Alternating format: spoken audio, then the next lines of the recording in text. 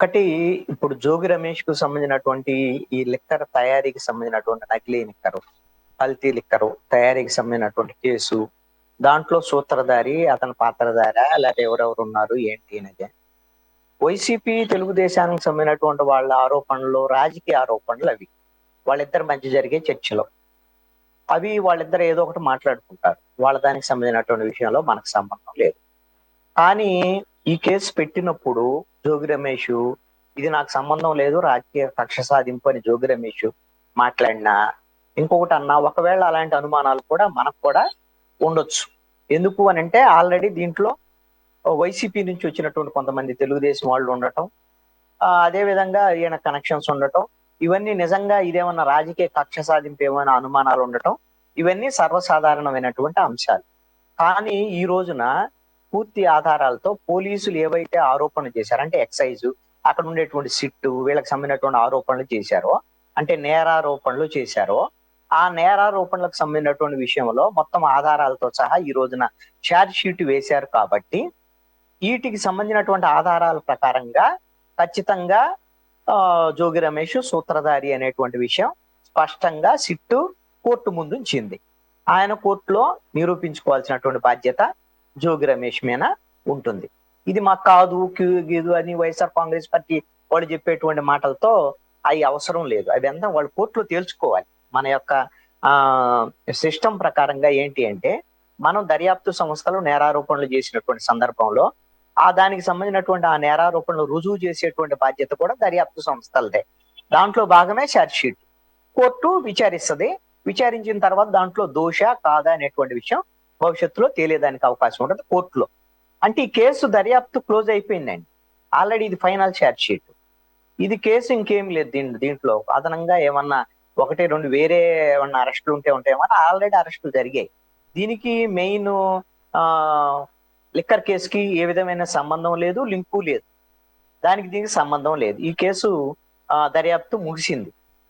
దీంట్లో జోగి రమేష్ అని మళ్ళీ అరెస్ట్ చేస్తారని కానీ, ఆయన బెయిల్ రద్దు అవుతుంది కానీ ఇవన్నీ కేవలము అవి కేవలం ప్రచారాలు తప్ప, నాకు తెలిసి ఈ కేసులో జోగి రమేష్ సంబంధించినటువంటి ఆయన బెయిల్ కూడా రద్దు అవ్వదు, మళ్ళీ అరెస్ట్ అయ్యేదానికి కూడా అవకాశాలు లేవు. ఈ దర్యాప్తులకు సంబంధించినటువంటి సిస్టంలో నాకున్నటువంటి అవగాహన మేరకు యాజ్ ఇట్ ఈజ్ గా కోర్టులో విచారణ జరగాలి. ఆ కోర్టు విచారణలకి చాలా సమయం తీసుకుంటుంది. ఇప్పుడు ఇదంతా కూడా ఛార్జ్ షీటే కదా వెళ్ళేసింది. అసలు విచారణ దశకి రావటానికి టైం పడుతుంది. ఆ విచారణలకు ఇవన్నీ జరిగేసరికల్లా దోషులు ఎవరు ఏంది తేలేసరికల్లా ఈ గవర్నమెంట్ పీరియడ్ అయితే అయిపోయింది. నెక్స్ట్ 29 ఎన్నికల తర్వాత ఒక 3 ఏళ్ళు మినిమం గా పట్టిద్ది అది మామూలుగా. అంతే తప్ప ఇప్పుడు ఇదంతా తేలేదటువంటి అంశం కాదు. అయితే నేను ఈ కేసుకు సంబంధించినటువంటి విషయంలో టెక్నికల్ విషయాల జోలికి నేను వెళ్ళను. కానీ ఎందుకంటే చాలా టెక్నికల్ విషయాలు ఇప్పుడు మాట్లాడారు. అదే విధంగా ఛార్జ్ షీట్లు ఏమున్నాయి అనేటువంటి విషయాలు వంశీ గారు వీళ్ళు కూడా చెప్పారు. కాబట్టి నేను టెక్నికల్ గా ఆ అంశాల జోలికి వెళ్ళను. కానీ నా అబ్జర్వేషన్ ఏంటి అని అంటే, రాజకీయ నాయకులు ఏ పార్టీకి సంబంధించినటువంటి వాళ్ళైనా సరే, వాళ్ళకి ఈ ఎన్నికల్లో పోటీ చేయటానికి కావాల్సినటువంటి డబ్బులకు సంబంధించినటువంటి విషయంలో లూజ్ మనీ, అంటే అక్రమంగా సంపాదించేటువంటి మార్గాలకు సంబంధించినటువంటి వ్యవహారంలో ప్రధానమైనటువంటిది ఈ మద్యం. ఈ మద్యం సంబంధించినటువంటి వ్యవహారం, మద్యం సంబంధించినటువంటి నిబంధనలకు విరుద్ధంగా మద్యం వ్యాపారం చేయటం అనేటువంటిది ఒక రకమైనటువంటి పద్ధతి. అయితే ఈ విధంగా ఇల్సిట్ లిక్కర్, అసలు లిక్కరు అక్రమంగా నకిలీ లిక్కర్ తయారు చేసేసి ప్రభుత్వాలకు సంబంధించినటువంటి అధికారులు వీళ్ళందరికి సంబంధించిన వాళ్ళకి డబ్బులు ఇచ్చి అధికారాన్ని అడ్డం పెట్టుకొని చేసేటువంటి వ్యవహారం మరింత మరితెగింపుకు సంబంధించినటువంటి వ్యవహారం. నేను అనుకుంటున్నాను ఇప్పుడు ఈ ప్రభుత్వం హయాంలో, ఈ ప్రభుత్వం వచ్చిన తర్వాత చేసినటువంటి ఈ విధమైనటువంటి నకిలీ లిక్కర్ తయారీ వ్యవహారము ఇప్పుడు జరిగింది అని మాత్రమే నేను భావించడం లేదు. గత వైఎస్ఆర్ కాంగ్రెస్ పార్టీ ప్రభుత్వ హయాం నుంచి ఈ ప్రాక్టీస్ అనేది ఇటు జోగి రమేష్ కానీ, లేతే మొలకల చెరువు ఇలాగ వైసీపీ నుంచి వచ్చినటువంటి కొంతమంది కానివ్వండి, రాజకీయ నాయకులు ఏ పార్టీ అయినా కానివ్వండి, పార్టీ పేరే రాజకీయ నాయకులు ఎవరైతే ఇలాంటి తప్పులు చేసేటువంటి వాళ్ళు ఉన్నారో ఆ ప్రాక్టీసులన్నీ అన్ని పార్టీల్లో ఇలాంటి ప్రాక్టీసులు ఉన్నాయి. అందుకని ఒక పార్టీకే దీన్ని ఆపాదించడానికి కూడా లేదు. బహుశా ఇలాంటిది గత ప్రభుత్వ హయాంలో కూడా ఖచ్చితంగా జరిగి ఉండుంటుంది. అయితే ఈ ప్రభుత్వ హయాంలో ఇది కేవలము ఒక ఆరోపణ ఏంటి అనంటే, జోగి రమేష్ మీద ఒక ఆరోపణ ఏంటి అనంటే, ఈ ప్రభుత్వం మీద ఏదో ప్రభుత్వానికి చెడ్డ పేరు తీసుకురావడానికి ఈ విధంగా కొంతమందితో తయారు చేయించారు అనేటువంటిది, ఇది తప్పు అనేటువంటిది నా అభిప్రాయం.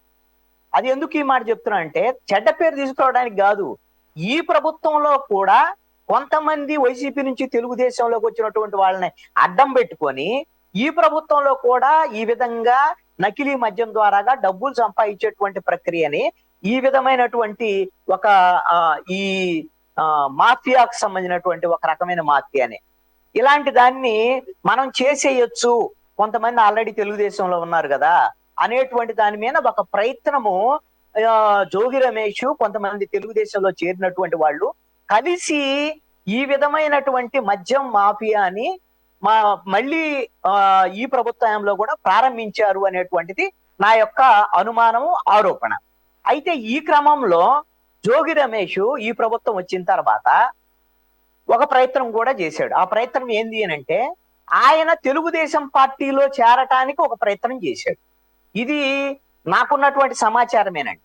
కొంతమంది నాయకుల ద్వారాగా, బీసీ నాయకుల ద్వారాగా, తెలుగుదేశం పార్టీలో ఉండే నాయకుల ద్వారాగా తెలుగుదేశం పార్టీలో చేరటానికి కొన్ని ప్రయత్నాలు చేశాడు. అంటే అప్పటికే ఈ వ్యాపారాలు, వ్యవహారం ఇవన్నీ నడుస్తున్నాయి కాబట్టి తన మిత్రులు ఎవరైతే వైసీపీ నుంచి వచ్చిన వాళ్ళు తెలుగుదేశంలో ఉన్నారో వాళ్ళ ద్వారాగా ఇవన్నీ చేయిస్తూ తను కూడా తెలుగుదేశం పార్టీలో చేరటానికి అంత రంగం సిద్ధం చేసుకున్నాడు. చేసుకున్న క్రమంలో నాకు తెలిసి తెలుగుదేశం కూడా ఒక దశలో యాక్సెప్ట్ చేసేటువంటి దశకి వెళ్ళింది తెలుగుదేశం పార్టీ కూడా.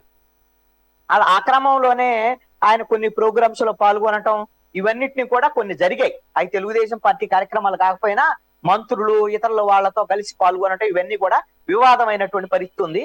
ఈ నేపథ్యంలో తెలుగుదేశం సంబంధించినటువంటి సోషల్ మీడియా ఆ సందర్భంలోనైనా, ఆ టైంలోనైనా ఒకనొక వీడియో బయటకు వచ్చింది. ఈ రకంగా చంద్రబాబు నాయుడు గారి ఇంటిలో ఉన్న ఆడవాళ్ళని మీ పార్టీలో ఉన్న వాళ్ళు మీరంతా అబ్యూజ్ చేయటం కరెక్ట్ కాదని చెప్పేసి, మా ఇంట్లో ఆడవాళ్ళు కూడా నన్ను తిట్టారు, మమ్మల్ని తిట్టారని చెప్పేసి చెప్పడం. He wants to be in good books of టీడీపీనా అదే సమయంలో? 100% కరెక్ట్ అండి, మీ అంచనా 100% కరెక్ట్, అది వాస్తవం కూడా. ఆ దశలో చర్చలు జరుగుతున్నటువంటి క్రమంలో అతని మీద జోగి రమేష్ మీద ఒక వాదం చంద్రబాబు నాయుడు ఇంటి మీద అనేటువంటి ఉంది కాబట్టి ఆ టైంలో తెలుగుదేశం సోషల్ మీడియా అంతా అసలు మన నాయకుడి ఇంటి మీదకి వచ్చిన అతన్నే మనం తెలుగుదేశం పార్టీలో చేర్చుకుంటే ఇంకెట్లా అనేటువంటి ఒక చర్చ జరిగేటువంటి క్రమంలో, అందుకని మా ఆవిడ కూడా ఈ విషయాన్ని తప్పు అన్నది అని జోగి రమేష్ ఒక వీడియో రిలీజ్ చేశాడు, మాట్లాడాడు. అంటే ఆ విధంగా తెలుగుదేశం పార్టీలో చేరటానికి అధినాయకత్వం నుంచి ఒక సానుకూలమైన పరిస్థితులు వచ్చినటువంటి క్రమంలో తెలుగుదేశం పార్టీకి సంబంధించిన కేడర్, సోషల్ మీడియా వ్యతిరేకించేటువంటి క్రమంలో ఇలాంటి ప్రయత్నాలన్నీ చేశాడు. ఇన్ని చేసిన తర్వాత అసలుకే మనకు నెగిటివ్ వస్తుంది, ఇలాంటి పరిస్థితుల్లో వీళ్ళందరినీ చేర్చుకోవటం వల్ల మనకి ఇబ్బంది వస్తుంది, అందుకని అతన్ని చేర్చుకోవద్దు అనేటువంటి దాని మీద అధినాయకత్వం ఒక నిర్ణయానికి వచ్చిన తర్వాత అప్పుడు ఈ మద్యానికి సంబంధించినటువంటి కేసు బయటకు వచ్చింది. అంటే అప్పుడు వరకు ఇవన్నీ విషయాలు కొన్ని ఎక్సైజ్ వాళ్ళకి తెలుసు, ప్రభుత్వంలో ఉండి ఇంటెలిజెన్స్ కి తెలుసు, కొంత ఇది ఉందండి. అదేగినా సపోజ్ నేనేం చెప్పదలుచుకున్నా అంటే, జోగి రమేష్ కన్నా తెలుగుదేశం పార్టీలో చేరితే అన్ని అడ్డంకులు తొలగిపోయి తెలుగుదేశంలో వైసీపీ నుంచి తెలుగుదేశంలో వచ్చినటువంటి వాళ్ళు ఉంటే ఆ మద్యానికి సంబంధించినటువంటి వ్యవహారాలు ఇవన్నీ కూడా బయటకు కూడా వచ్చేటువంటి అవకాశాలు లేవండి. ఆ విధంగా కప్పిపుచ్చుకునేటువంటి అవకాశం ఉన్నంత మేరకు కప్పిపుచ్చుకునేటువంటి పరిస్థితులు ఉండొచ్చు. అలాంటి రాజకీయాలే నడుస్తున్నాయి అని నేను అనుకుంటున్నాను. అందుకని ఇది ఒక అంశం. ఇది మద్యానికి సంబంధించినటువంటి, నకిలీ మద్యానికి సంబంధించినటువంటి కేసుకు సంబంధించినటువంటి వ్యవహారం. ఈ 23 నెలల కాలంలో ఈ ప్రభుత్వము ఒకే ఒక్క కేసు, ఏది లిక్కర్ కి సంబంధించినటువంటి కేసు, గత ప్రభుత్వ హయాంలో జరిగినటువంటి మద్యం సంబంధించినటువంటి కేసు వ్యవహారాన్ని దర్యాప్తు చేస్తున్నటువంటి తీరు ఒక్క కేసు మాత్రమే నడుస్తుంది. అది కూడా సూత్రధారులు ఎవరు బయటకు వచ్చేటువంటి పరిస్థితులు కనపడట్లేదు, అది వేరే అంశం.